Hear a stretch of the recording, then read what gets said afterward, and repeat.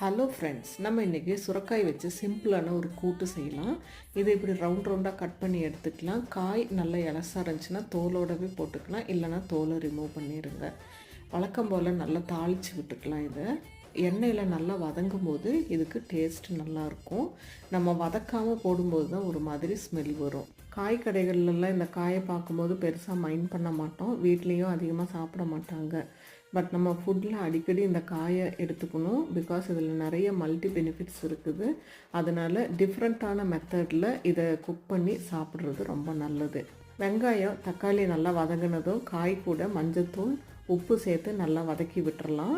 இந்த காய் நல்லா வதங்கினதும் மிளகாத்தூள் மல்லித்தூள் கொஞ்சமாக தண்ணி சேர்த்து நல்லா கிளறி விட்டு மூடி வச்சிடலாம்.